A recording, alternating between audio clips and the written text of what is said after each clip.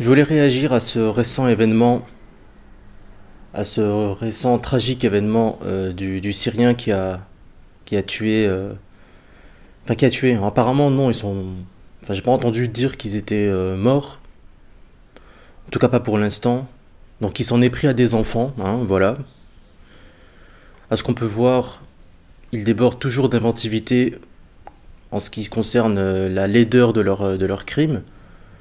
Bien sûr, le crime est toujours peu recommandable, mais au moins les rares fois où c'est commis par un blanc, on peut voir une certaine préparation, un certain savoir-faire.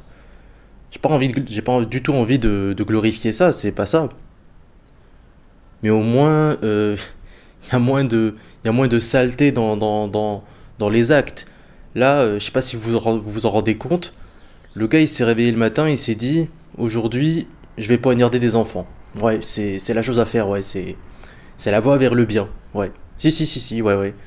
Ça veut dire ce gars, en fait, s'il n'avait pas été attrapé, je veux dire, imaginons, il a un pouvoir, il va pas se faire choper, voilà, il court plus vite que le vent, voilà, admettons, voilà, il se fait pas prendre.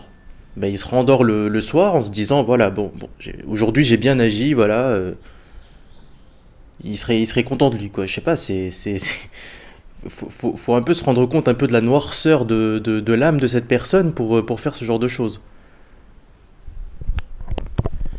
Et justement, je voulais réagir à ça parce que pour moi, il y a quelques trucs à dire par rapport à ça.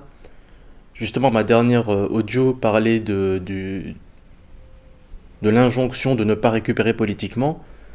Et en fait, ils nous rejouent la même symphonie. Ils nous redisent en fait pas de récupération politique. Avant, c'était pas d'amalgame. Puis là, ils se sont dit non, mais si on continue de sortir à chaque fois pas d'amalgame, voilà, les Français vont finir par se rendre compte que c'est toujours les mêmes. Donc là, on va plutôt dire pas de récupération.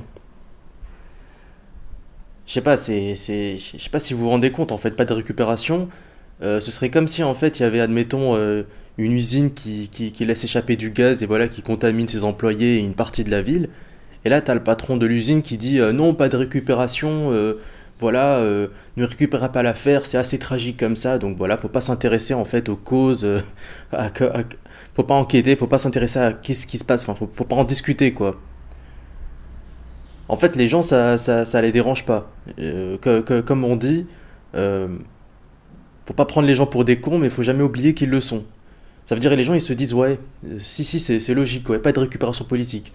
Pourquoi pas de récupération politique? Parce qu'ils se disent c'est un événement sanglant. Donc puisque c'est sanglant, ils sont là, ils se disent attention quand même, attention, faudrait pas aller trop vite en besogne, hein, faut pas en parler, il faut juste s'attrister, puis c'est tout.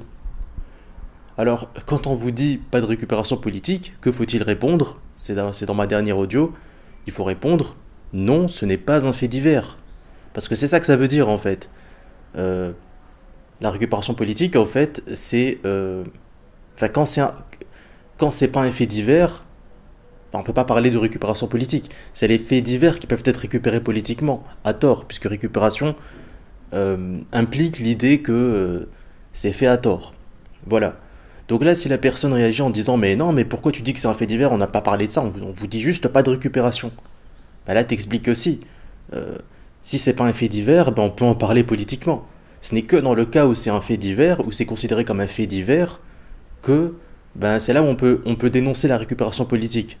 À moins que par récupération politique, ils entendent qu'il y a des mensonges. Qu'on ment. Alors on ment à quel moment? Est-ce qu'on ment quand on dit que c'est un Syrien? Je sais pas.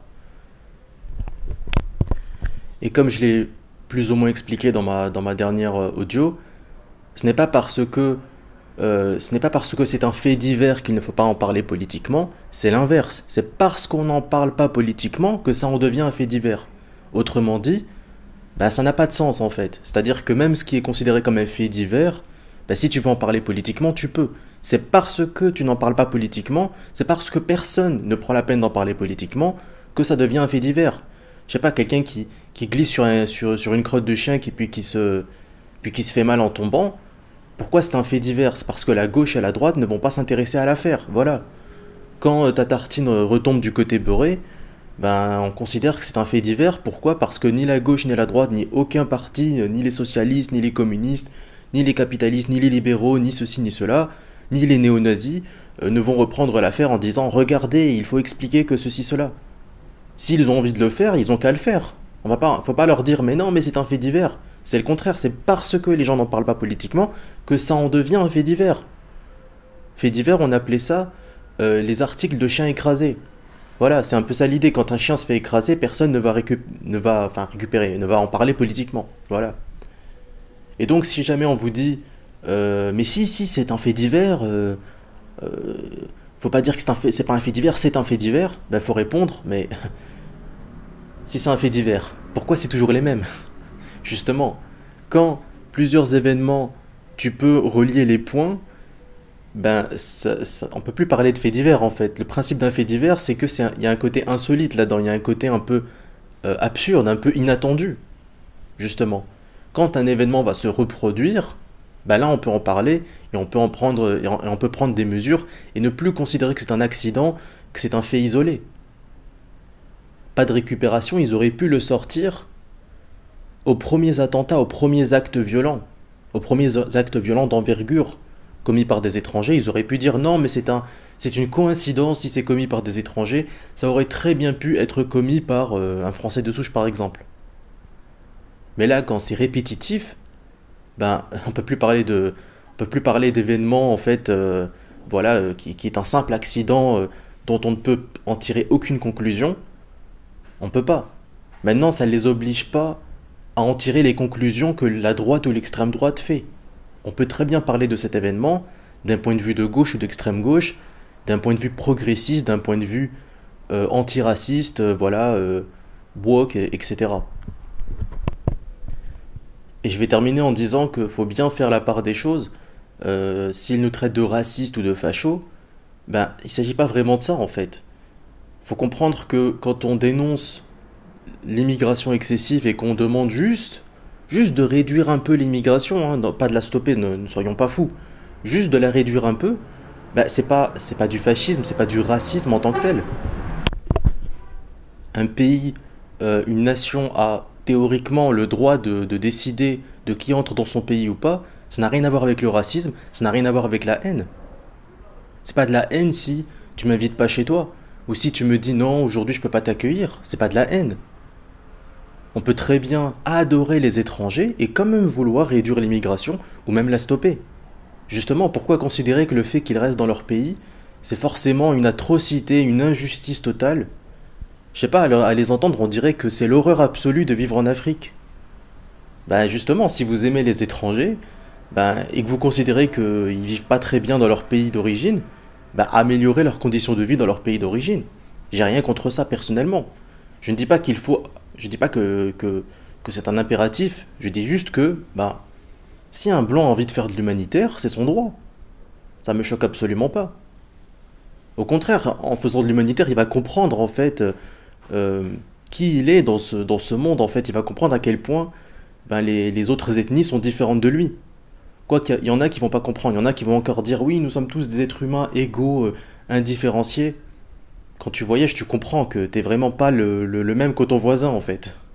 T'es déjà pas le même que ton voisin concrètement, t'es déjà pas le même que ton frère. Mais il y a quand même des catégories, ça veut dire que t'es très différent de ton frère, et pourtant les gens vont dire non, non, vous vous ressemblez, même dans l'attitude vous vous ressemblez, enfin.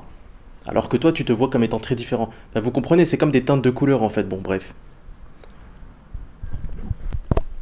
Parce que les gens ils arrivent pas à faire cette distinction entre le fait que tous les individus sont différents entre eux, mais il peut quand même y avoir des groupes. C'est comme le bleu clair et le bleu foncé sont très différents, mais ce sont tous les deux du bleu. Il s'agit toujours de la couleur bleue. Voilà, c'est pareil. Enfin bon, bref. Donc je vais m'arrêter là, c'est pas la peine de faire plus long. J'espère que ça ira mieux pour les victimes, hein, je sais pas quoi dire de plus ou de mieux. Et je vous remercie de votre écoute, je vous dis à une prochaine audio. Salut, ciao.